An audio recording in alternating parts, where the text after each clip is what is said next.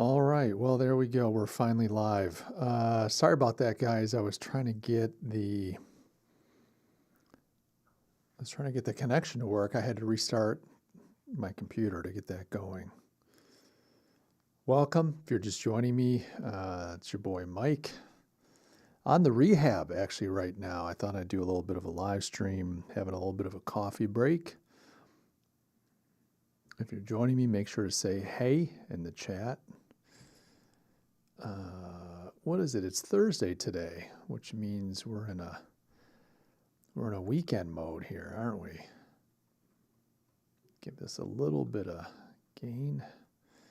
That's better. How's everybody doing today? If you're here, say hey in the chat. Bravo. Hey, Bravo. What's going on? Top of the morning. Top of the afternoon, rather. That's right. Hey, man. Thanks for getting in touch. Thanks for joining the stream. Dude, I'm on the mend. I had surgery this week. Holy smokes. I mean, today's the first day I think I can be in front of the camera. But I got wrecked. I feel fine. It was scheduled surgery. It's Friday. It sure is Friday, brother. It sure is Friday. Yeah, I had some scheduled surgery. I had a hernia, funny enough. And went to the doctor, got it sorted out. Turns out I had two hernias. I had one that was pretty well developed, and I had another one in the works. And he's like, I'm going to be in there. I might as well fix them both. I'm like, yeah, go for it, bro. So last week I was traveling for client work, got in Friday, rested up on the weekend, went in first thing Tuesday morning. Oh my gosh, did they wreck me? But they fixed me, which is good. So I've been kind of missing the camera a little bit, missing hanging out. Thought I'm going to do a quick live stream and say, hey, guys, do me a favor. If anybody's watching, let me know if my audio is in or out of sync with my lips. There's a little bit of a delay here. I can see it on the camera, but then I've got a delay on my screen between what you see, etc. So let me know if, number one, the audio is decent, if it's loud enough, and number two, if the audio is in sync with my pie hole. And if you're here, say hey in the chat. Bravo, what's news with you, man? What's going on with you and the channel and life? I think you got a new gig that's starting soon. I won't call you out on that. You don't have to talk about it if you don't want to. But would love to know what's going on with all y'all. It's Friday. We made it, bros. We made it.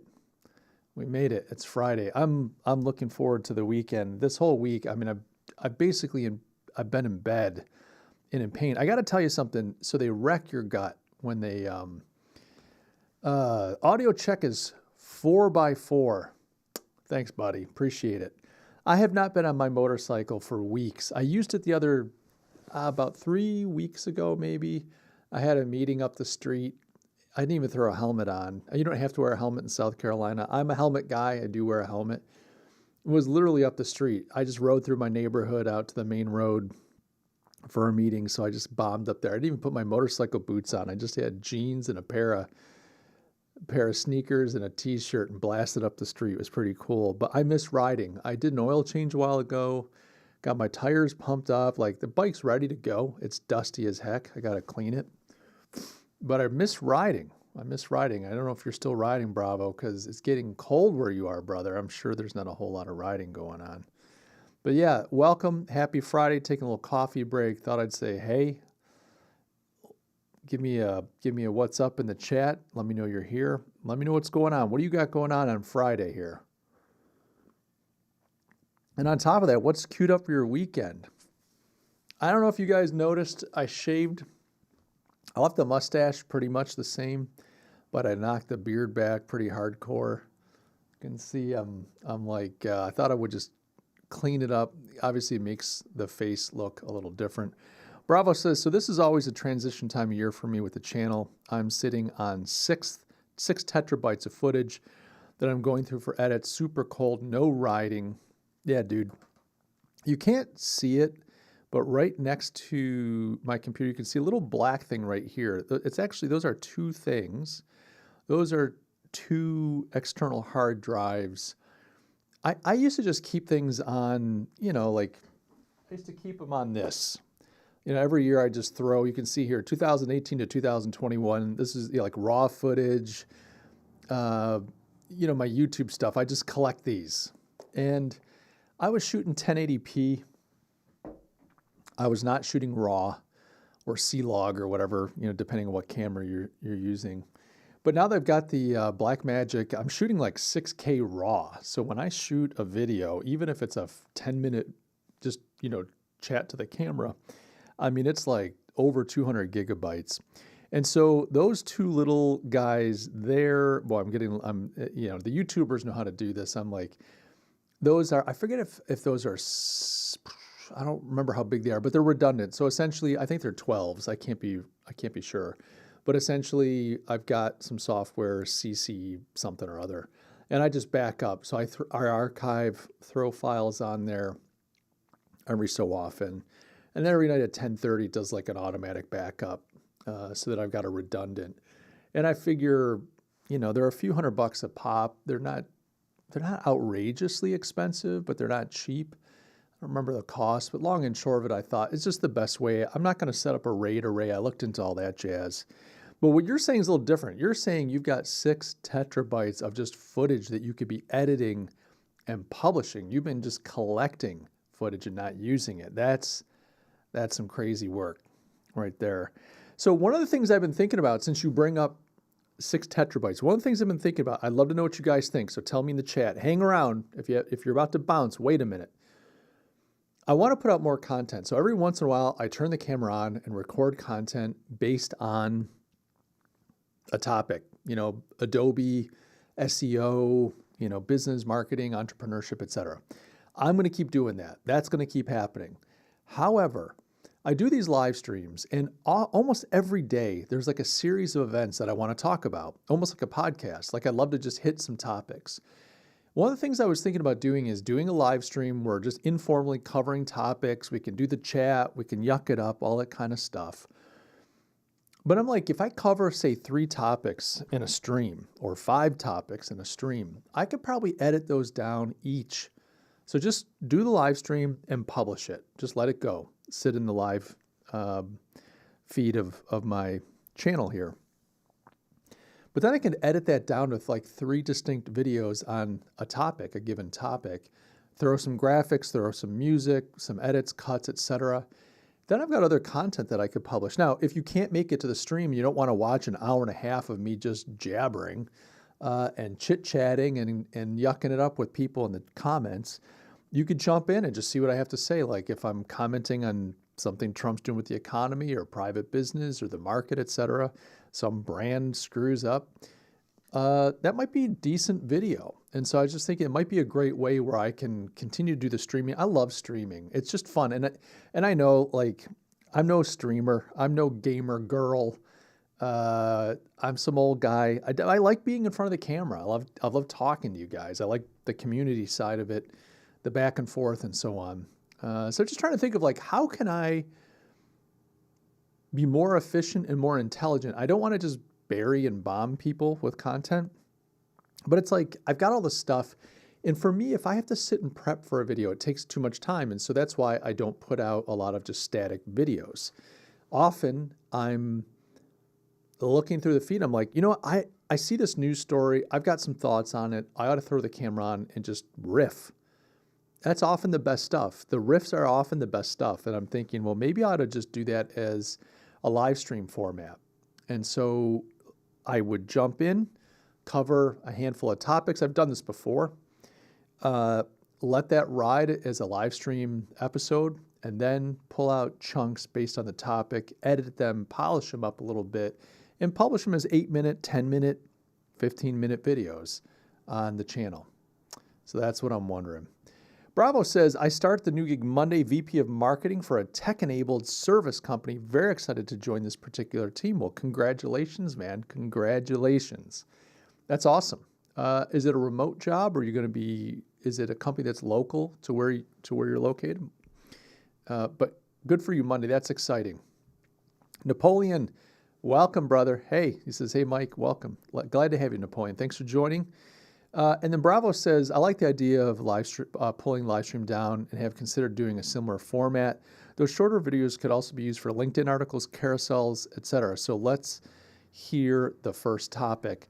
Yeah, I won't do the first topic right now, but I was thinking the same thing. Like I could actually edit those down to shorts, carousel, etc. I'm not so worried about other platforms. I used to be, but I'm like, you know what? I only have so much time. I'm busy writing a lot. I've got a ton of client work. I have so much client work. And on top of that, it's end of year. So I'm behind.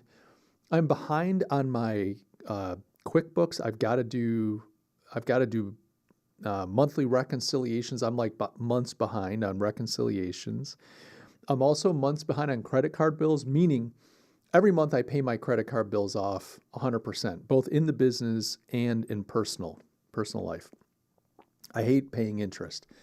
But what I do often with the business, it's like, well, you got to put I enter every single credit card purchase into QuickBooks.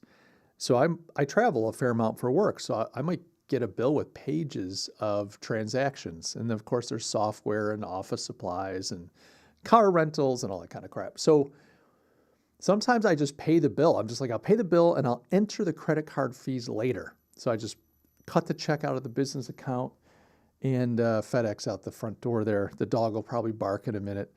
But I pay the bill, I throw it along with all the receipts in a folder. I'm like, I'll do it later. Well, now I've got like over half a year of credit card bills that I have to enter into QuickBooks. Everything's paid and up to date. I don't owe a penny to the credit card company, except for whatever my current balance is. But I'm so behind. And on top of that, I sound like I'm complaining. I'm just sharing with you. On top of that, I'm launching the new privateer. That's kind of busy. I've got a bunch of pre-orders, which is really cool. Very excited about that. Very excited about where that's going. And those of you just joining, I just had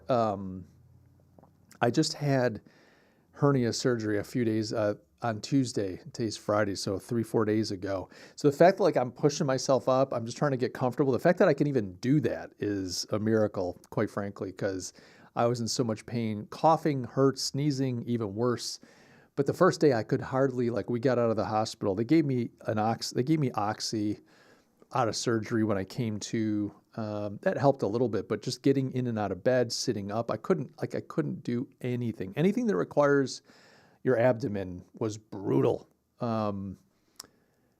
Abdomen still hurts, but I did not fill my Oxy prescription. They gave me a prescription. I'm like, yeah, I'm not going to do the Oxy thing. I like feeling good, but I'm not doing the Oxy thing. And quite frankly, by Wednesday morning, since Tuesday night, I stopped taking Tylenol and Advil. Like I've not been on any pain med, but I'm pretty tender. So if you see me, the reason I'm in I'm wearing sweatpants. I'm just in a, workout clothes. Not that I work out, but I'm just in athletic, easy, loose-fitting clothing, and you'll see me squirm around a little bit just because I'm trying to get comfortable.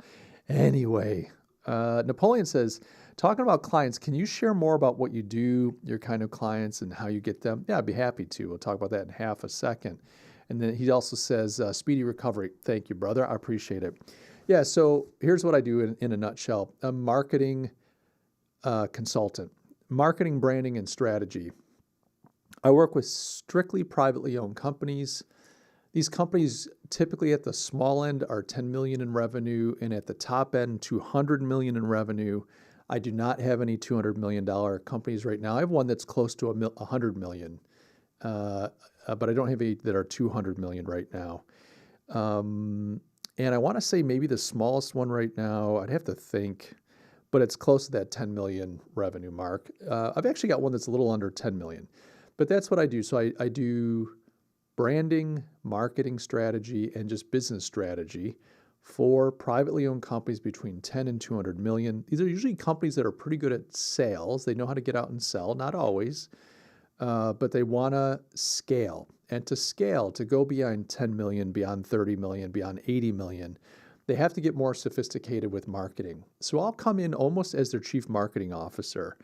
I'll assess the business, identify the gap, do a gap analysis, future state, and then put plans together for people, process, systems, etc., that are necessary to put a really transformative marketing capability, marketing department function in that business. Now, often these businesses do some marketing. It's not that they don't market, but marketing for them is usually sales support. Hey, we need a brochure. Hey, somebody needs to update the website. That's all good stuff. But how do you take marketing and use it to scale your business? How do you get your brand to be more sophisticated, et cetera, et cetera? And so that's what I do. I often work with the owners, and then the owners put me onto their teams, and I work with the owner and their teams to grow the business. So that's what I do. A little bit of traveling. Thank you for asking, Kofi. I appreciate that, Napoleon. But a little bit of traveling for that, and I love that work. I'm very grateful for it. I've thought of, at times, spinning up an agency. Like, why don't I hire more people, bring on some other consultants, maybe younger folks, maybe some SEO and digital marketing people. I go out there, I do this kind of work where I tell the story, I go out there and sell and bring clients in and oversee everything, and then have the young kids do all the work. It never quite works out that way, though, as you know. That's not how this works. Excuse me, I have to have a sip of coffee. By the way, it's a little stained just because I'm drinking from it, but I'm drinking from my New Criterion cup. The New Criterion, great publication. I don't know if you guys read that or are aware of it. It's probably not for everybody. The New Criterion magazine comes out, I want to say 10 times a year. It's like a conservative cultural review. If you're into media, the arts, meaning concerts, painting, cinema, etc., it's a conservative cultural review. It just reviews all that kind of stuff with a conservative perspective. I think it's been published since the 1980s. I could be wrong. And I've been subscribing to it now for, this is probably only 2 years. I think only 2 years. And I'm surprised I just discovered it a couple years ago. So anyway, if you throw them a few $100, you can get a gift. You know, they're always fundraising. All these organizations, I love their fundraising. I hate fundraising. I hate getting fundraising requests. Not because, like, I like to donate. I want to be very clear. We like to help people. We believe in giving to our church, all that kind of stuff. But you get these fundraising requests, and it's like always blah. But there's a group, I think is it Bond and Stone or something like that? There's an agency in New York that does, I think rebranded them, does a lot of their communication, and I think they help them with their fundraising materials, and they are just gorgeous. I'm a typography and design snob. I never was a designer, so I don't claim to be one. I've worked with and around some fantastic designers. Phil Dagger, if you're listening to this, you're probably the best designer I've ever known. And so hat tip to Phil, a good friend of mine for many years. But I love the communication that comes out of the New Criterion. So I love giving them a few bucks here and there. Napoleon wants to know, how come the agency model doesn't work for you? Well, that is the $5 to $20 million question, isn't it? So here's the thing. I had an agency, a design group. We did branding, packaging design, marketing collateral, website development, video, audio. We did it all. We didn't get a whole lot into PR. We did a little bit of it, but often we would bring someone in to partner with us for PR. And we didn't get into media buy. For those of you who don't know, although I know Moto knows because he's VP marketing guy, media buy is when let's say you make a commercial for television, someone's got to go to the TV stations and buy the slots. So you buy you need a 30-second slot for your ad. You go and buy that media and you go, well, I want to be on daytime soap operas and you buy your time on air. That's media buying. But you do that, you make a percentage. The old days, it used to be like 15%. So if you buy $1 million of media for a client, meaning you pay out $1 million for advertising, you got 150,000 of that. You got 15%. And that's how agencies would and still do make a lot of their revenue. Mad Men. If anybody's watched Mad Men, that's the Mad Men model. All right, so I ran an agency. We did some media buy, but a design group, marketing group. We did strategy, all that jazz. Had employees. I found that I'm not the best manager, quite frankly. I do not like managing people. I like working with people. I like being the owner. I like leading, saying, here are the values that we believe in. Here are the ways that we make decisions. Here's the vision. And you know, people mature over time. I think I would be better at managing now that I'm older.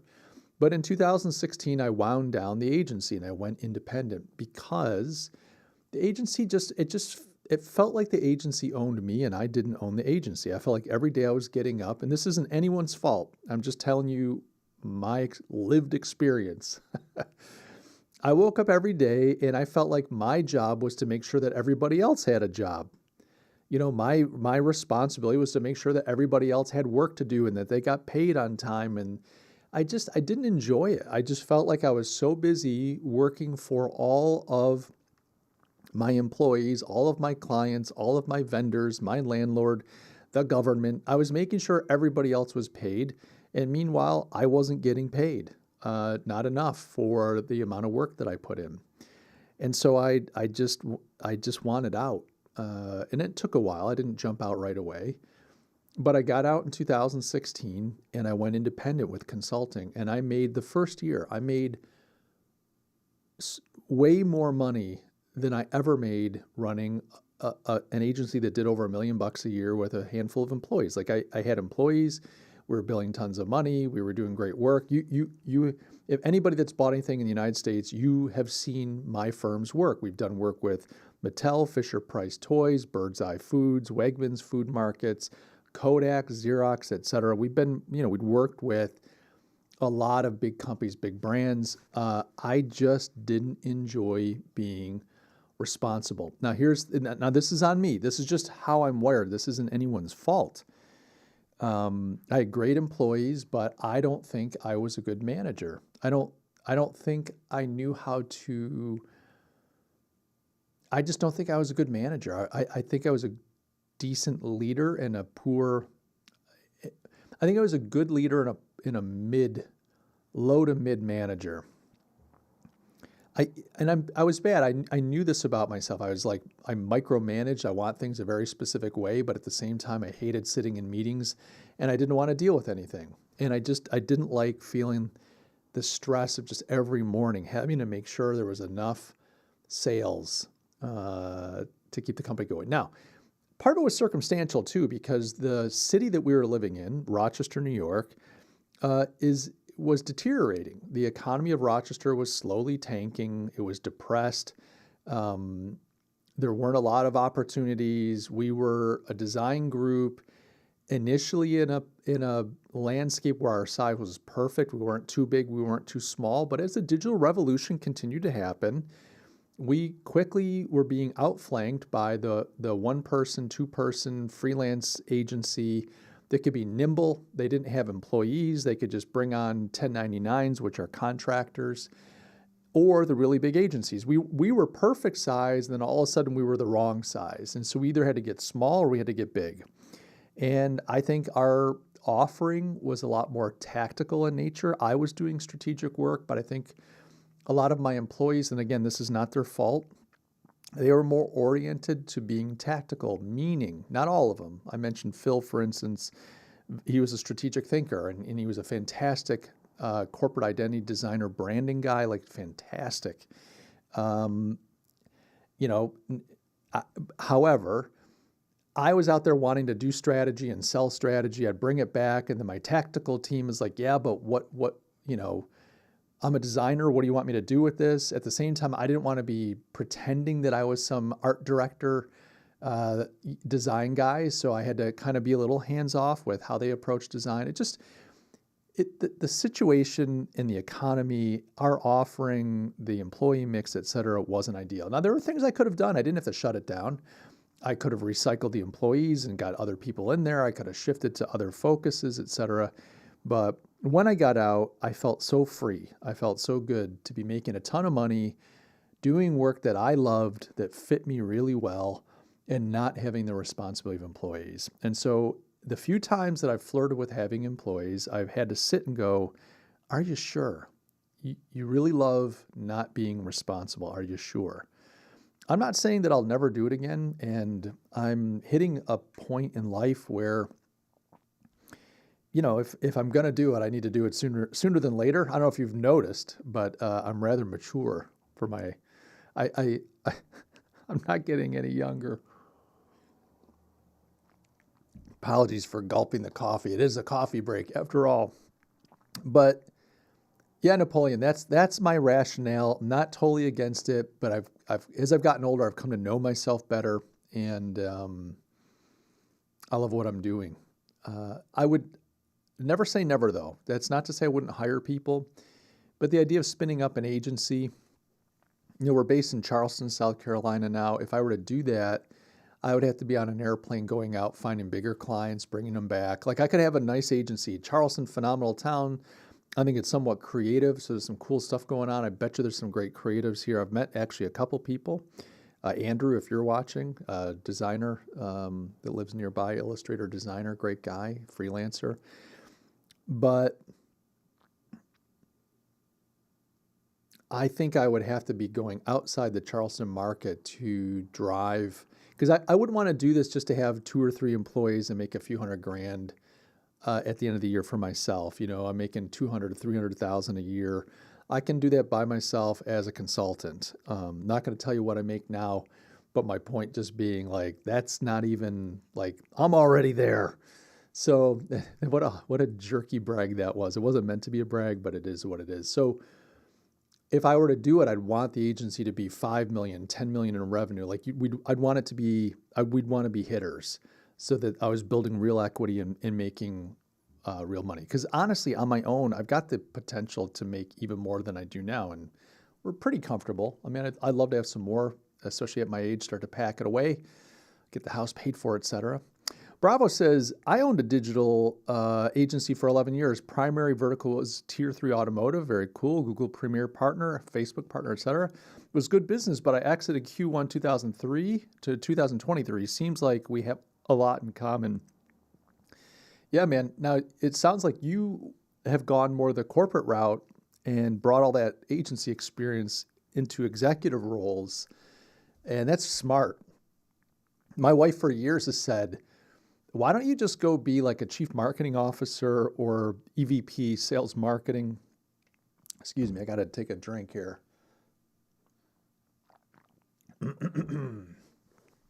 Why don't you go do that? That way you don't have to worry about a business. You don't have to worry about finding clients. You don't have to have any stress. You can just go do your job. I love entrepreneurship. I love what I do. I love the consulting work. I love working with various clients, getting into their business, getting to know them, helping them grow. So satisfying. And quite frankly, I like the freedom to be able to do things like this, to stream, create videos. I'm launching this newsletter, which I'm really excited about. I wouldn't be able to do all that with a corporate executive job. That hurts. The industry was more brute force in 2016, in my opinion, at least in automotive. I hear that.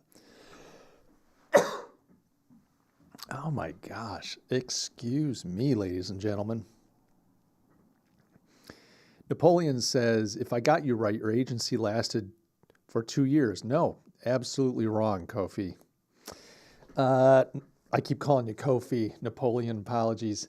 No, my agency, so I bought it in 2004, if that's, I'm going from memory here. So I joined the agency probably in 2003. The agency was started pretty much around the time that I was, when was the agency started? I think it was started in the 1970s, or maybe late 60s. I hate that I'm going blank now. I think the agency was about my age. I bought it. I joined it with the idea that it was available. Took over as president, and while I was president of the agency, negotiated with the seller to buy it. I was the third generation owner. I got to meet the founder, lovely guy, really lovely guy. He was quite elderly when I met him. He's since passed, sadly. And but I bought it in 2004 and then sold it I didn't sell it. I shut it down in 2016, which was hard. It was hard to be the guy that shut the agency down, but it was time. And as Bravo can tell you, it's hard to sell an agency, because at the end of the day, people are buying goodwill. They're like, look, you're selling it great. It's got a great brand name. I like that. But it's all about the relationships. Like if you go away, what's to say your clients won't go with you? Not meaning you steal them, but you leave. The client's like, you know what? I'm going to go check out a new agency, see if maybe it's time to give somebody else a shot. So, yeah. Bravo says, I can literally perform every position's role. Yeah. Therefore, have immense perspective. I get to build a brand, a plan, and a strategy, so entrepreneurial itch is more than scratch. Well, that's cool. I hear that. And I like all that kind of stuff too, but in no criticism, like I think that's a wise move. You bring so much value a lot of people don't understand this, especially people that have worked corporate their whole life. You bring an entrepreneurial perspective as well, which makes you so valuable. So let's say somebody's been corporate, they've been a marketing guy or gal their whole career, they move up the ranks of big business, and then they go to this business, they go like, I'm going to be your chief marketing officer, VP marketing, whatever. I'm a hitter. That's great. But if you've never owned and operated a business before, you just don't get it.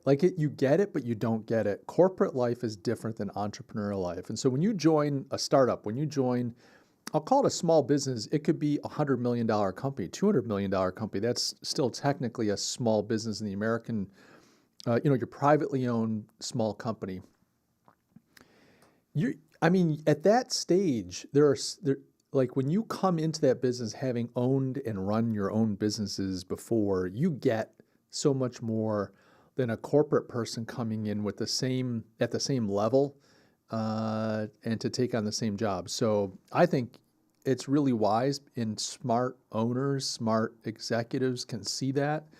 You're a former agency owner, you're like an all-rounder. Not only can you do all the jobs like design, media buy, branding, strategy, but you get balance sheets, budgets, profits and loss, employee management, you get margins. You just get so much that often a corporate person, they get it, but they don't understand it in the same way. So I think that's cool. EBITDA on service-based business sucks. Yes, it sure does. It sure does. Yes, it sure does.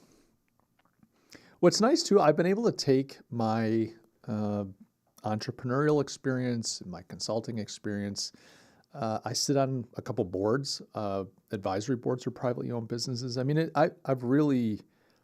The experience has been phenomenal. And, I'm like saying I don't really enjoy managing people. I often wonder, I do second guess or question if the circumstances had been different, if I was smart enough, again, this is me taking responsibility, if I was smart enough to reposition the business, which I don't think I did very well. I tried, but I don't think I did very well. If I was smart enough to, reposition the business so that it was more appropriate to the times and the market and the needs that I found myself in. And it was easier. We had a value proposition that was easier to sell. Would I have been happier? And maybe if I'd changed my staffing a little bit. I had a fantastic staff, but I have to say, I don't know that I had the right mix. So I don't think there was anybody in the business that shouldn't have been there. I think that was dealt with. But there were some roles that were missing. And I think, and I know this for a fact, sometimes I was trying to fill for the wrong role. And the other thing I do question You talk about business ownership, there are some people that like to be solo and there are some people that like to have partners in ownership. And I've never wanted partners. I kind of subscribe to the idea that the problem with partnership is you get all of the trouble and stress and frustration of a marriage with absolutely none of the sex. And I had an old accountant share that with me one time. I thought that was really clever because he had a partner and it wasn't going well. He's like, yeah, you got all the trouble. There's jealousies and frustrations and angers and recriminations and stress and all this kind of stuff that is just normal to on one level or another in a marriage.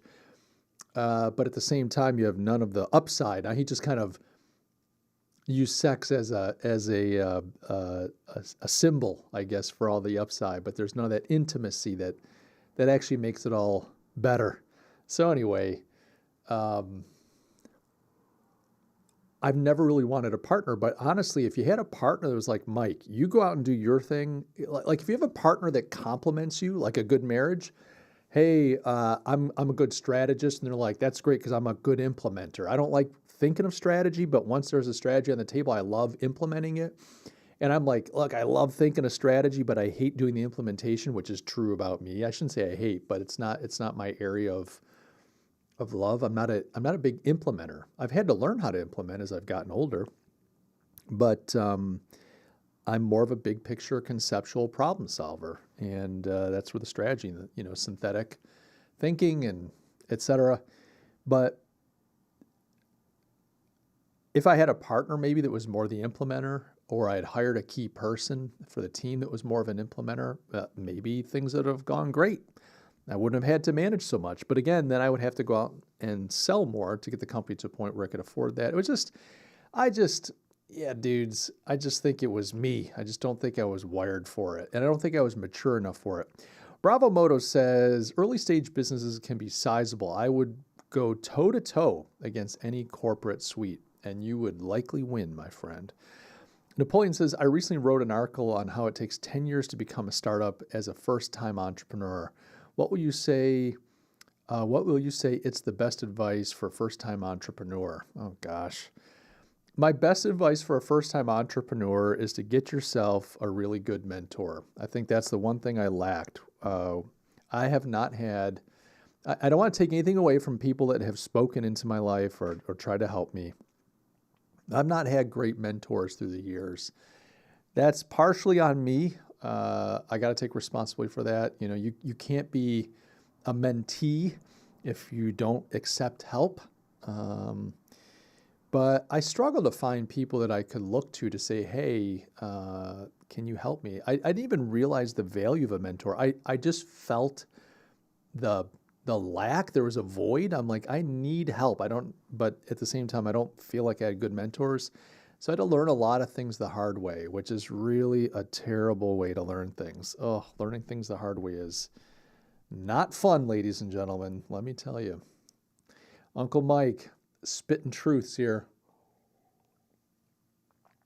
That would be my advice to a first-time entrepreneur or anybody really getting their career going, getting life going. Find a good mentor. What are the criteria for a good mentor? Obviously, you want somebody that's lived more than you, longer than you. Ideally, they're at least 10 years older than you, if not more. If you're in your 20s, try to find somebody in their 40s or 50s even. Find an older person that wants to invest back into. Find somebody that's old enough that doesn't see you as a competitor, that's not projecting themselves onto you in a way that's unconstructive. So, for instance, when I look at a young kid, I'm like, I see so much of myself in that person.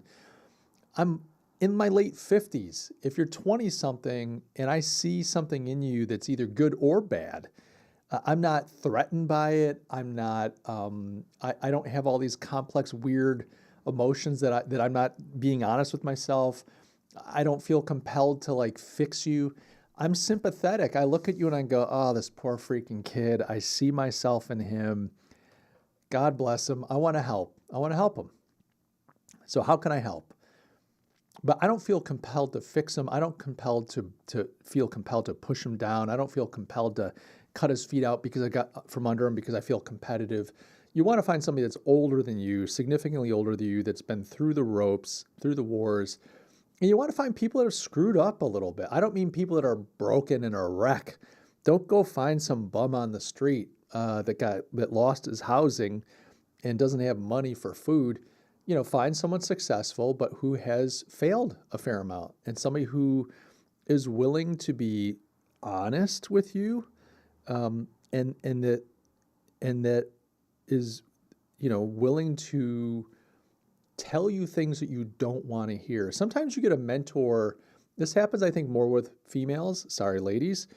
I see this in the corporate world where there's an older woman who wants to mentor a younger woman. And it's like, I'm going to be your bestie. What it really is you're going to be my protege, which is different than a mentor-mentee relationship. You're going to be my protege. You do everything I tell you. I'll plow the roads for you, and I'll make sure that you get the best assignments. I'll get you into the best positions. You just do what I say. Like, you tuck under my wing. I'm going to be the mama bird. You're going to be the little chickie. You tuck under my wing, you be my protege, and someday this can all be yours. That's not what you want in a mentor relationship. If you're if you're looking to ride somebody else's coattails, if you're looking for somebody else to plow the roads for you, then I guess that's great, but do not do that. Boys and girls, do not look for that. What you want for a mentor is somebody that will say, hey, let me tell you honestly about yourself. I've noticed a few times you show up to these meetings, you seem distracted, you keep checking your phone, you never write a single note. Everybody in this meeting is looking at you thinking that you're irresponsible. Now, you don't have to be nasty about it, but they can just say to you, here's what I'm just going to tell you. If I were you, don't look at the phone. Just leave the phone somewhere else, bring a notebook, and write down what people are saying, even if you never refer back to it. Like, write it down. Those two things alone will communicate to everybody that you're paying attention, that you're a serious person, and that you're trustworthy. Like, that's what a mentor tells you. A mentor tells you about yourself when you need to hear it. Now, they'll give you good advice. If you go, hey, mentor, I'm at a crossroads. The accounting department is making me an offer, but at the same time, marketing has an opening. Accounting will pay more, but the marketing role is something, that could be interesting. The mentor could say, look, I've been with the company for 30 years. You got to do the marketing role, even though it doesn't pay more, because if you do that, that positions you for the next step, which is, you can get into the C-suite, whatever. So, all right, let me check a couple of these comments.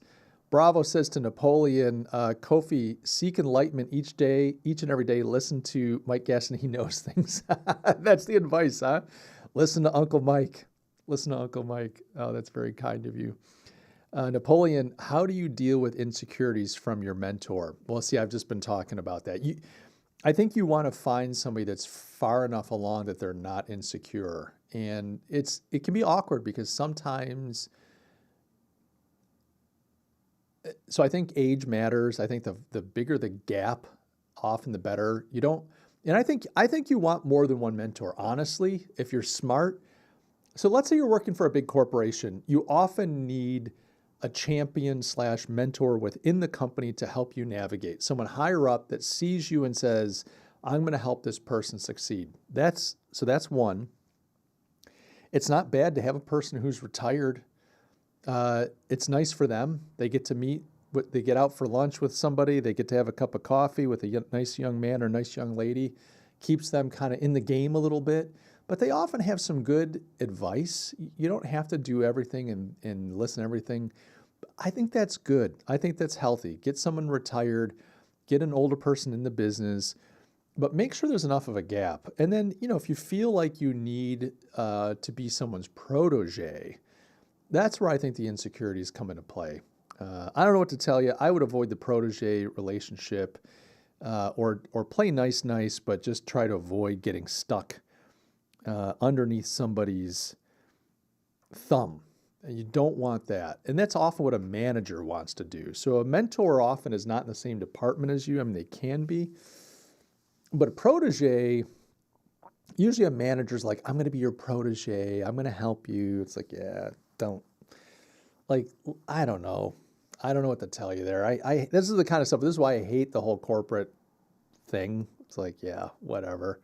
People bring all their, look, we're all broken people in need of healing on many levels, both physical, spiritual, emotional. However, we bring this all to work with us. People go through divorces, they have strained relationships with their children, they have scary health issues, they have all this stuff that they don't talk about out loud, but we all carry this crap with us. We all carry this crap with us, and it comes out sideways at times, and that's part of maturing and growing up, I guess. Bravo says, Mike, what do you think about entrepreneur groups like YPO? Are they worth joining to expand networking and mentorship? Yeah, so I like that question. I used to be a member for many years of EO, which is Entrepreneurs Organization. So YPO is Young Presidents Organization, or I think it's Young Presidents, or do they change it? Is it Young Professionals? But I used to be a member of EO. The requirements for EO at the time, you had to be under 40, I think, to join. Now they've changed this. You had to be under 40, your business had to be doing $1 million plus, and you had to be, did you have to be the majority owner? I think you had to be the majority owner of your business. And so I joined EO in my late 30s, and I was a part of it all the way up to almost 50 years old. When I shut my business down in 2016, August 1st, 2016 was the date, and I went into consulting. I left my forum. So in EO, you have a forum. You meet once a month with anywhere to 8 to 12 people. You spend half a day. Love my forum group. Was with them for years. Had a little bit of a rotating cast, but was with them for years. Built great relationships. It was phenomenal. I grew a lot through EO. But I found EO changed. Because I didn't have good mentorship, I was looking for peers. I was looking for people that understood what it's like to have cash flow issues, to have employee issues. Like, what am I going to do? I've got payroll. I've got a $60,000 payroll due in a couple weeks, and I only have $30,000 in cash. What am I going to do? This stuff happens. Or somebody says, hey, I've got a line of credit. I've got a $100,000 line of credit or a $500,000 line of credit. And the bank just called it, meaning I got to pay it all back now. And I don't have the cash. What do I do? So, you call your buddies from college and high school, like, hey, and they're like, hey, what's up? Did you see the Buffalo Bills? And, they want to talk whatever. But you can't talk about cash flow issues. You can't talk about payroll. In their mind, like, oh, you're making tons of money. You drive a great car, like you're so successful. They just think it's all great. It's like, no, it's hard. So I was looking for peers. I liked those groups for the peer network. I thought that was fantastic.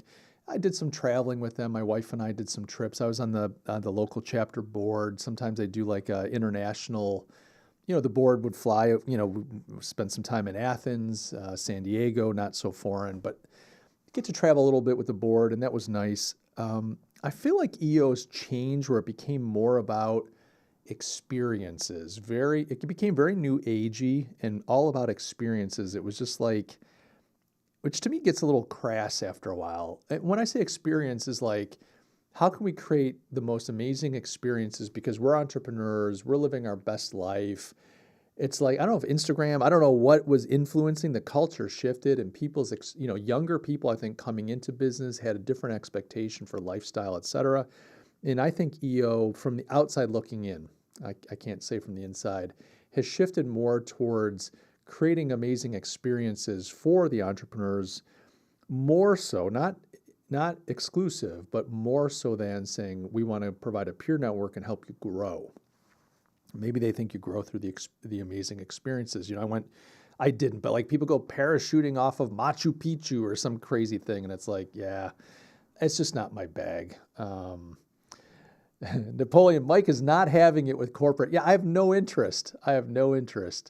In corporate. Just don't. I mean, look, I could do it. If I have to be a corporate animal to feed my family, I can do it. I'm old enough and I've got enough battle scars that I can do what I have to do. This is the great thing about being an old man. You can get it done.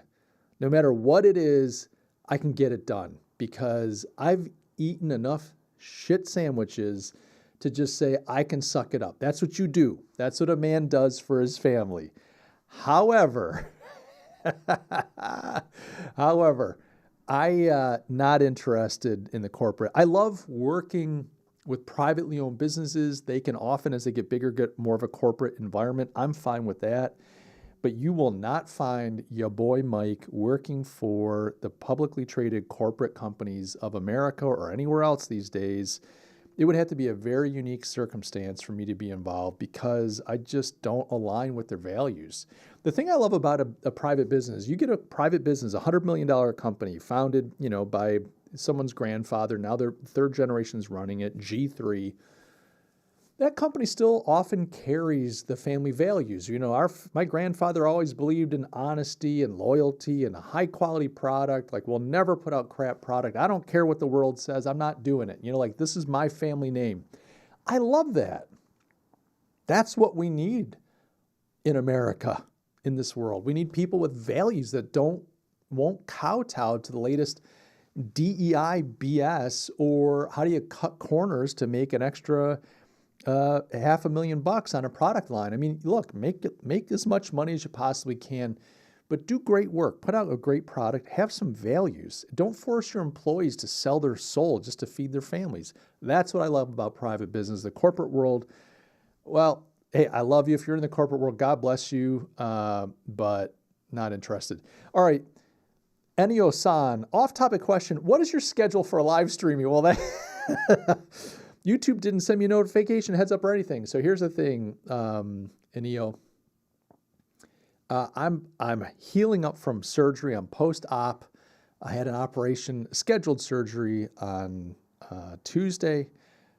I'm feeling so much better. And I just thought, I'm going to throw on the camera and live stream just because I miss it. I've been in bed. I've literally today's the first day where I'm not just laying in bed watching YouTube and trying to chip away at some work, stay on top of email. I don't have a schedule for streaming, and that's the short answer. I need one, but I don't have a schedule, and it's going to be hard for me to put one together. At some point, I may have a streaming schedule. I was saying a little while ago, I believe I'm going to start doing live streams the following way. Would love to hear feedback now that we've got a few more people on the stream. Moto jumped in and thought it was a good idea. I might do a stream where I cover 2 or 3 topics, 4 topics. I'll do the stream just like this, but I'll hit topics, talk through them. We'll jump into the comments, yuck it up. I'll then publish that live to my channel. So meaning people can go later and watch the stream if they want to. But then I'll take that recording and chunk it out and take each topic and make it a standalone video, clean it up, add some graphics, maybe a music bed, etc. So I've got a more polished video. So what would happen is, let's say I covered Burger King rebranding, the American economy, and international finance. What I would probably do is then have 3 videos afterwards, each unique. One would be the Burger King branding video, one would be the American economy, and one would be international finance. Standalone vids, so you could just watch them. They'd be more polished. And that way I'm putting out more content. I'm able to kind of talk on topics. Right now, what I'm doing is just jumping in and chit-chatting because I miss everybody. I miss being here. I miss you guys. And so I apologize. I've just been very impromptu with the channel and will continue to be for a while. But at some point, I might get a schedule down. We'll see. Bravo says, my brother is in YPO, and they seem to travel to extravagant places for meetings. Yeah, that's exactly it. Since he has joined, I believe his biz has suffered. So I was wondering what you thought. Now, see, Bravo, that's fascinating because here's the thing I noticed. A lot of people get so into the EO, YPO thing. I know somebody else, it's also somebody in New York. He lived in Rochester. His business was located in the Southern Tier. You will know what that is because you're a New Yorker. The others will not, but you can explain it in the comments. His business suffered. He and his spouse were so into YPO, and they were so busy all the time doing YPO stuff. They were also country club members, but they were so into being, and I hate to say this because I don't want us to be critical. There's lovely people, but they were so busy with the social aspects that surround business, YPO, the country club, all the kind of stuff you do, the parties, the extravagant travel, the expensive toys, the Tony neighborhood, the Tony address, the big house. His business suffered to the point where it went under. I mean, he lost everything. I hope that he and his wife stayed together, although I don't know that they did. I don't know that they did. I can't remember. I thought I heard something. I hope that they stayed together. Lovely couple. Good to us. Good people. But they were so busy. And I've seen it with EO too. People get so sucked into the fun, the extravagance, the social aspects in the EO culture, and then their businesses go down the tubes. Or they find like they like the fun so much, they resent the business. Now, I was resenting my business for a different reason. This wasn't because I was an EO guy. It was just because I felt like the business owned me and I didn't own it. I hadn't cracked the code. Uncle Mike was struggling with this business, truth be told. And rightly so. I mean, there were some fundamental flaws with the business that, I think could have been fixed. But I think I did the right thing. It was like, it's time to wind this business down and take what I was doing in the business that was good and go forward with it in my consulting. That's worked out fine. Maybe there's room to bring some people into the consulting group at some point if I want to do that. That door's not closed. But yes, to your point, Moto, 100%. I think that these YPOs, EOs, and so on can become huge distractions, and I have seen the same exact thing happen. Fascinating that you bring that up. I'm really glad you said it. Bravo said, make sure to hit the clip button in Studio so you have a separate video to pull down with each topic. Yeah, so I've got a couple options here I can show you. Give me half a second here. Let me see if I can get my iPhone to start up here. I've got, let's see if it'll show. Is it showing? Come on. We've gone dark. We've gone dark, ladies and gentlemen. I'll go back to the other screen. I'm not sure why it's not showing. Essentially, let's see if I can get this. Well, long and short of it, I have an ATEM Mini Pro. It's made by Blackmagic. I can record. It's an ISO, so it records isolated files, isolated audio, and the various video streams. And so I've got that available. Let's see why this is not doing. I'm not sure what's going on here, but for some reason, the iPhone was not working. Anyway, distractions. But yeah, I hear you. I'm set up for that. I was just going to show you the rig, but YPO EO is not a goal. It's a group of keeping up with the Joneses type people. Tread carefully. 100%. Agree 100%. Now that said, I have to give it credit. Like when I was in, especially my early years, I learned a ton. I really did. I got exposed to a lot of thinkers, speakers that would come through, access to books I didn't know about. I got to hear about other people's experiences in forum, meaning like their situations with their bank or how did they deal with certain things that, I didn't know how to deal with. So, I mean, it was good. This was not bad. But I think the shelf life is short. And I think, for me, I stayed in probably longer than I needed to. It did become a bit of a distraction. I got out when I got out, but and it wasn't that expensive. I think I was spending like for EO was like $33 or $3,600 a year. It wasn't outrageously expensive. You can get involved in these groups like Vistage. That's another one, pretty expensive. Probably more of 15 to 20 grand a year. And there's some other ones out there. But yeah, they become a distraction. They become a bit of the keeping up with the Joneses. I learned a lot from it. Don't regret doing it. Probably could have jumped a few years earlier than I did, but it is what it is. I don't regret any of that. And given the opportunity, let's say I started up another business, I wouldn't join one of those groups. You couldn't pay me. I just don't think it's worth it for what I'm doing. Now, your mileage may vary. Good cup of coffee.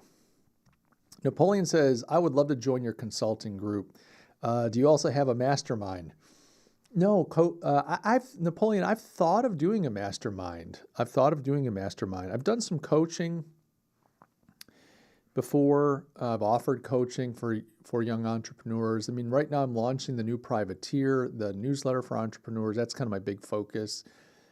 I've thought of maybe doing a membership group. So I think when the new Privateer gets big enough, when the subscription base is big enough, I'll probably launch a membership site with it, which would give access, kind of private access for everyone, etc. And I've thought maybe Mastermind might be an interesting thing to explore, but I've not done that. Although I've considered it because it's a nice way to get in the trenches, help people. Have you been part of masterminds? And if so, what has your experience been? What would you want to get out of a mastermind? You can help me understand maybe help me do a little market research here. Tell me what it is you think would be great, and why would you get involved in a mastermind. Now, the thing about a mastermind, they can be kind of expensive, so you've got to keep them limited. You don't want too many people in it, so you want, I don't know, you want 10, 12, 15 people at the most in the mastermind. You're probably meeting at least once, if not twice a month, I would think. And I think people I would run it for 6 months. I wouldn't go long. I'd say let's do a 3 to 6 month mastermind, so people have to make a commitment. And I think essentially you need people to make a commitment of a minimum, like you got to be in for $500 a month. So you're looking at $3,000 for half a year for an individual to take part. You have to first of all make it worth your while if you're running the mastermind. Obviously, that's part of it. But I think it has to cost enough that people pay attention. It's like you're going to invest in this. If you make it too cheap, people kind of like come and go. They don't pay attention. They don't value it, etc. But I had thought about doing a mastermind for entrepreneurs, and that's still an option. I think that might be fun. I've never tried it though. You've kind of got me thinking about it though. Not meaning I'd never thought of it before, but it's not something that's been top of mind for me. So interesting that you bring that up.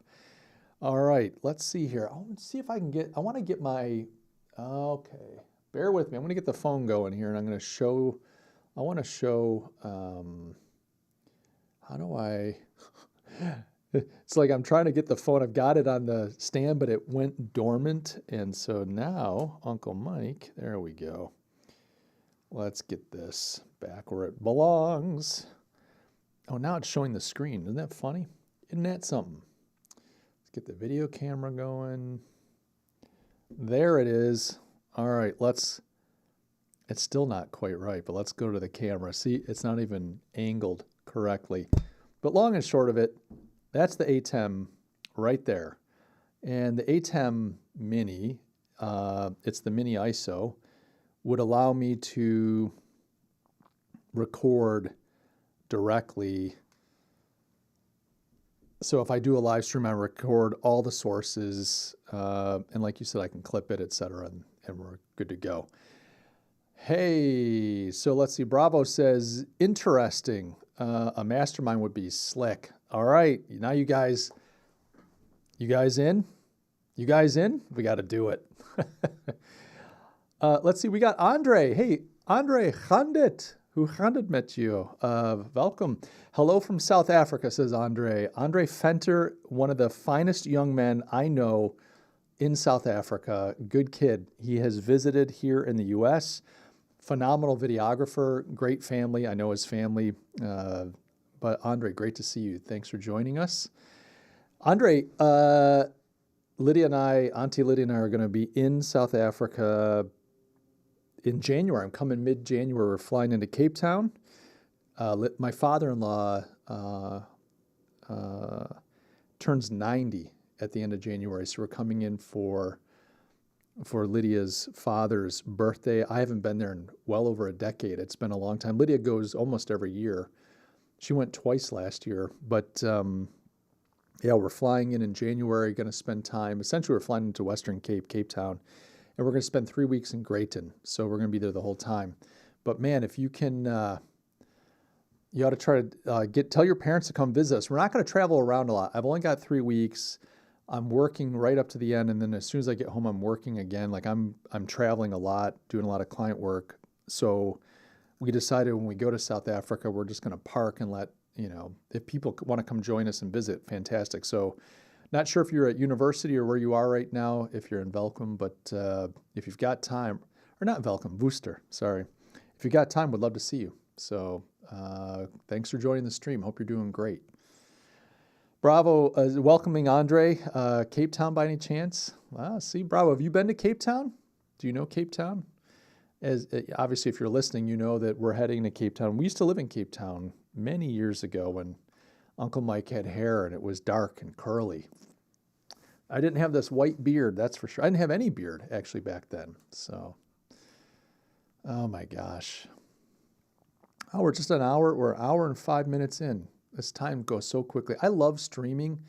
Andre's living in Stellenbosch at the moment. Now, guys, I sadly don't drink wine anymore. Someday I will drink it again, but for now I've taken a break. It'll be 2 years in February, no alcohol. But and this is gonna be the hard thing. When we go to South Africa, I would love to have some South African wine. But I want to hit that 2-year mark. And I think we leave like the day before, the day that I hit the 2-year mark, I think we leave, which is like, so I'm not sure what I'm going to do. I might have some wine there anyway, just because I care. But I was going to say that Andre's living in Stellenbosch, which is just this picturesque, if you don't know, beautiful wine country, great university there in Stellenbosch. So yeah. And he says that Riley, that's my daughter, had some FOMO with Jamie coming to visit here the past month. I know Riley's actually home with us today. She got here Monday. That's my youngest, my baby, our daughter. My eldest son is with us for Christmas, and my daughter is with us for Christmas. She drove in from the Adirondacks. This morning, she took off to go visit a friend in Atlanta for a couple days. Then she'll be with us through Christmas. Then I think she goes off to Mexico to visit a friend there, and then she flies back to the Adirondacks. Haha, Stellenbosch is quite the wine place. Don't let it break your streak. I know, but this is the thing.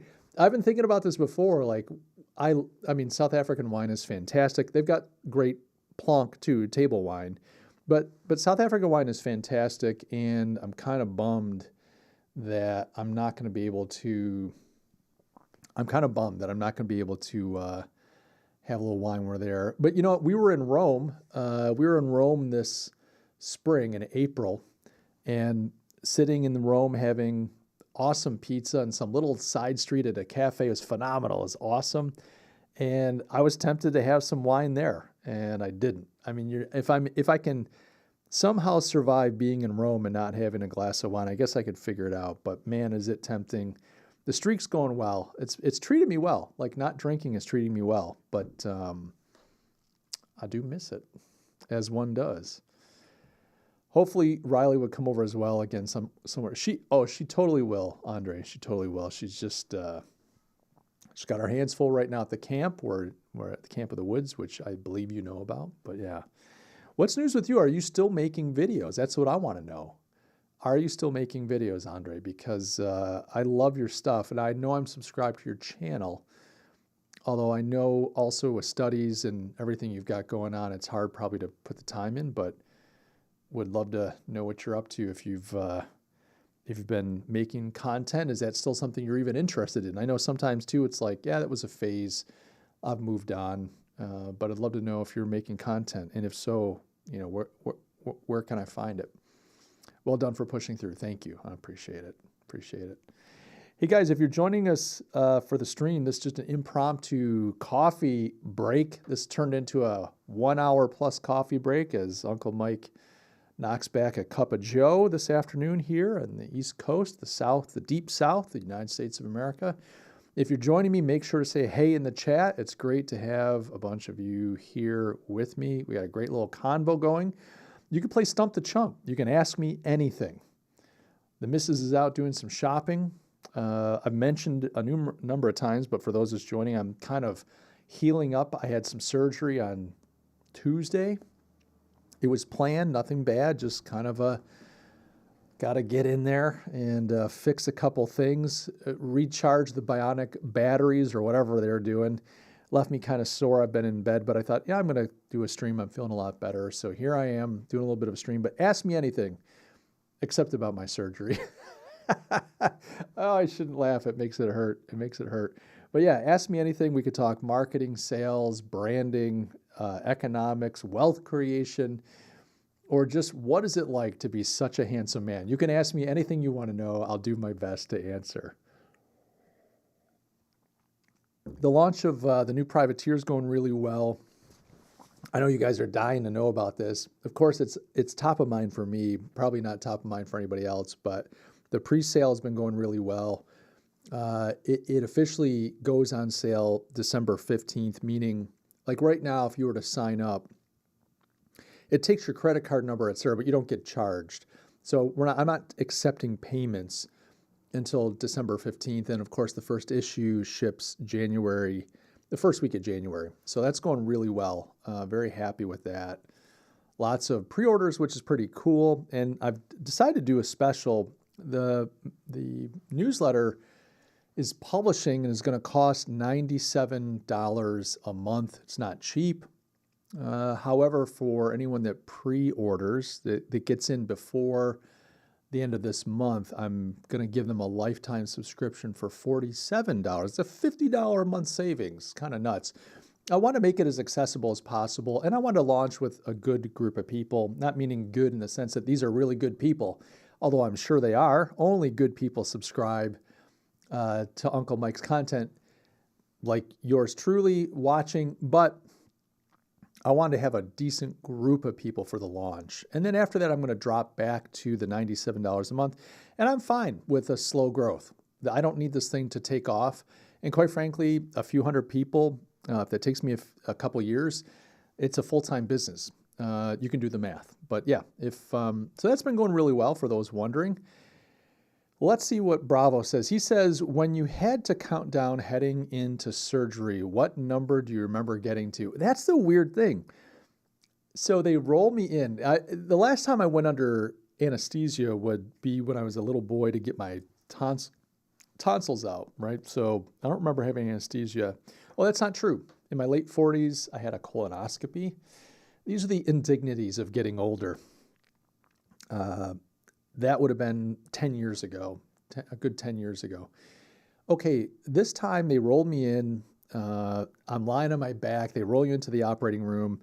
They get me to scooch over onto, they bring the bed up. I scooch over onto the table. And I remember saying to him, because I was looking up and I was stressed. I was stressed about the surgery. And for those wondering, it was hernia repair, anyway. So nothing terrible, but, it's laparoscopic. They go in with the scopes and they blow you up like a balloon. You're out, and they put the mesh in, et cetera, et cetera. But I'm lying on my back looking up at the ceiling and there's all this like equipment. It's all heavy. It's almost like out of a horror movie. And as they roll me in, I half joking, half honest said to them, to the doctor, I have to say I'm a little bit terrified.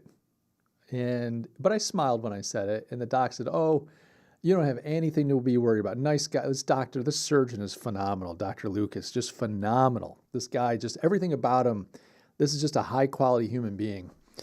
Oh, he said, "You have nothing to worry about." And that's all I remember. The next thing I know is waking up in recovery, in a lot of pain, but waking up in recovery. So I never had to count to a number. I don't remember anything.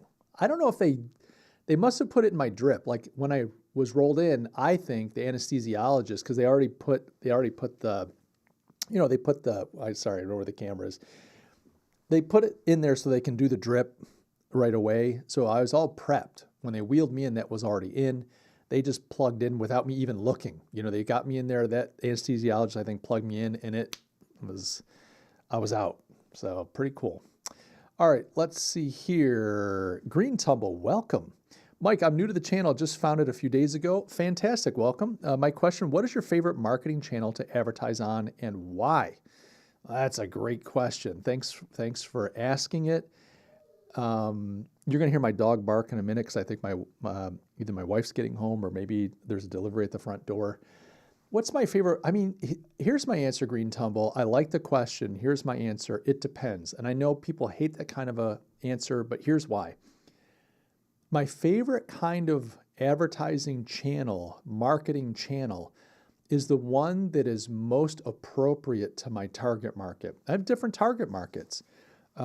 So some people are on Facebook all the time.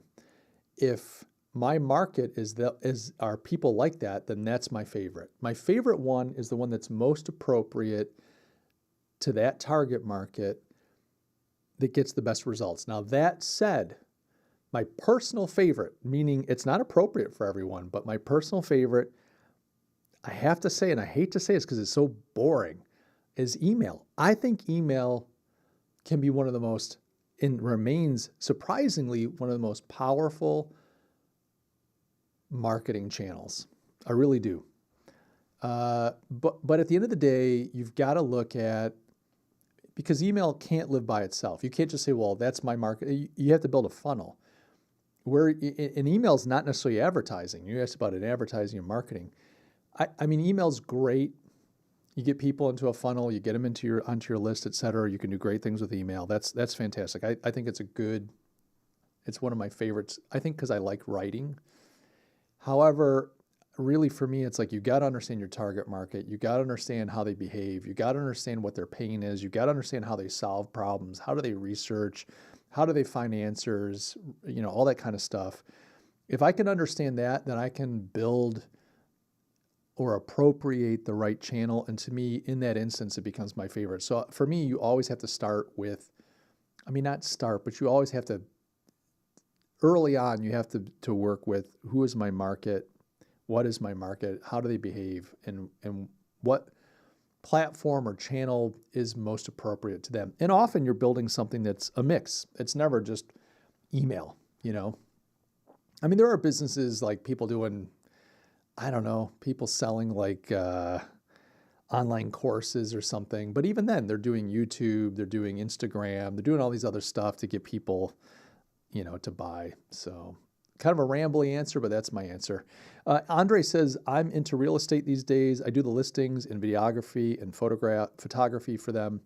Started my own business and I'm really busy. That's awesome. I really hope to get some personal videos this year too. Well, that's phenomenal. I'm very proud of you, Andre. Look, you're a talented guy. I've been impressed with you from the first time I met you. You're talented. I can tell you from my personal experience, life throws curveballs. Sometimes you get the rug pulled out from under you, et cetera. But if you're someone who's got a great attitude like you do, you're sharp, you're a creative problem solver, and you're gifted, you're going to do just fine. It's really about your attitude. Like if you keep the right and I don't mean positive attitude makes people millionaires. I know people kind of get silly on, if I have a positive attitude, the universe will, bless me. That's nonsense. But attitude really does matter because you're going to be thrown all kinds of challenges. You know this already. You've experienced life, hardships, disappointments, and so on. The key is having the right attitude and pushing through and understanding like, look, bad stuff happens to everybody and good stuff happens to everybody. And I've just got to stay focused. You're going to do great. I can tell you're already doing great. Sounds great. So sounds wonderful. I'm very happy for you. The business videos you make are really inspiring. Well, that's cool. Thank you. Thank you for saying that. I appreciate it. That's the point, though. Where are you guys currently living? I think Riley said you moved a while ago or still in Rochester. No, we are in the deep South. We live in Charleston, South Carolina. We moved here about 3+ years ago, and we live on the East Coast near the ocean. I'm just a few minutes from the ocean. We bought ourselves a boat. We hang out with the Southerners, and we enjoy Charleston. Yeah, we're in Charleston. Did you happen to get at least one pair of hospital socks? If you had to create a USP or message around hospital socks, what would it be? So the funny thing is, we did take the hospital socks and I remember, I didn't remember this until you asked me. You got to strip down, you put on the gown, and you put the hospital socks on. The USP for the hospital, well, before I give you the USP, when it was time to go, my wife had to help me get dressed so I could be wheeled out. She went and got the car, but as she's helping me get dressed, she took helped me get the gown off, put my sweatpants on and all that kind of stuff, my t-shirt. She didn't take my hospital socks off. And I was kind of like a little, and I was like, oh, we get the socks. She's like, nah, don't worry about it. Just keep them on. Because it hurt too much to move my legs, etc. And I remember saying to the nurse, like, I'm sorry, we're stealing your socks. And she's like, who cares? So the USP for the hospital socks, for those folks that don't know, is the hospital socks have these, they're just pull-on socks, but they've got the rubberized pattern on them for grip so that when you're walking on the floors, you don't slip. But what they do is they put that same pattern on the top and the bottom, so they don't fit really well. They're not shaped. It's just like a knitted tube with grip on both sides, so you don't have to think about what foot to put them on or what is top and what is bottom. You just put them on. And I think no matter how you put them on, you've always got traction. And so to me, that has to be the kernel of the USP. It's like you never have to think twice. For someone who hates thinking about putting their socks on, hospital socks are the solution for you. I think you probably have a better one, Moto. What's your USP? Green Tumble, yeah, your personal favorite. I meant sorry. Yeah, cool. Cool answer. Didn't expect it. Yeah, I just think email is great. Let me tell you why I think email is great. Email is intimate. So first of all, you can communicate a lot through email, and I'm big on. I don't know if you know Gary Halbert. I'm not big on Gary Halbert, but he had said something once. When you send an email, don't do like a lot of companies that I advise my clients. Sometimes they listen, sometimes they don't. They want all these we want our logo big at the top. We want all kinds of photos. The email looks like a marketing piece. But Gary Halbert talked about the A pile and the B pile. When you go to your mailbox, there's an A pile of mail and a B pile. You grab the mail out of the mailbox. Remember mailboxes back in the old days? You get letters in the mail. And when you go into the house, there's an A pile and a B pile that you make. So the A pile are letters you want to keep. These would be like Christmas birthday cards, letters from friends and family, and bills. These are things that you know you need to look at, like you want to and you need to look at. The B pile is all the junk mail. It's all the stuff that you just don't want. Advertisements and marketing and coupons, all that stuff just goes in the trash can. And so when you send an email, you have an opportunity to be in the A pile. When I get an email from a client, from a friend, etc., I read it. Like I might not read it immediately, but I read it. Like I save it and I read it. When I get marketing emails or these sales pitches and all this kind of stuff, I just delete. Like I don't even look at them. Delete. And so email gives you a chance to be really intimate, to build a relationship. First of all, you can write in your own voice. You can create a connection. You can tell stories. They're easy. They're cheap. I mean, you get right to the person. And if you craft it in such a way that it looks like it belongs in the A pile, you get good open rates, good interaction, engagement, et cetera. So email is I hate to even say it because I think, people then realize like, oh, let's take Mike's secret sauce and use it. But it's no secret. But email is it's like this stealth opportunity that so many companies don't take advantage of. And so that's why I just think email is great. You can build so much trust, build so much relationship, so much connection, and you can provide great content, great value in an email. And at the same time, you can transact, drive business, which I think is pretty cool. Bravo says, in order to be the best channel, you need to identify your customer persona. As Mike mentioned, email is definitely alive and well. Omnichannel is my good friend for RNF. Yeah, Omnichannel is fantastic. And there's so much you can do. I mean, there's so many ways to answer Green Tumble's question. I mean, if you're crafting serious campaigns, and we're talking real budget, serious campaigns, you have to go omni-channel. I mean, I don't know how you don't. Andre says, thanks so much for the kind words. Would be great to catch you for a coffee somewhere when you're over South Africa. Keep up with the videos. Yeah, thanks, Andre. We would love to see you. I hope it works out. Please, I mean that sincerely. It'd be great to see you, spend a little bit of time together. I think Auntie Lydia just got back from some shopping, so I'll tell her, hey, maybe we can see you folks, or just you, however it works out. Green Tubble wants to know, Andre, what's your YouTube channel? Mike is talking so nice about you. Want to check it out? See, this is what we do for each other here on the Mike Gaston channel. Solid USP. Here's my messaging for the socks. Never slip in your socks again. Hospital socks, the coolest, uncool, grippy socks ever. Yeah, you nailed it, dude. That's the right answer. That's the right answer. All right, guys, we're about an hour and a half into my coffee break, which means I should probably get to some work, although I'm still healing up. Do I really have to work? Can't I just take a break? I really appreciate you guys visiting with me today. I hope you all are doing great. Hope you have a great weekend. I apologize. Someone had asked a little earlier what my schedule is. I apologize that I don't have a streaming schedule, that I just kind of jump on and do these. At some point, I'll probably have more of a schedule, maybe. But right now, I have to kind of keep them impromptu. But I really am grateful. Thanks for joining me this afternoon. Like I said, hope you have a great weekend, and I will catch you all in the next video. Cheers.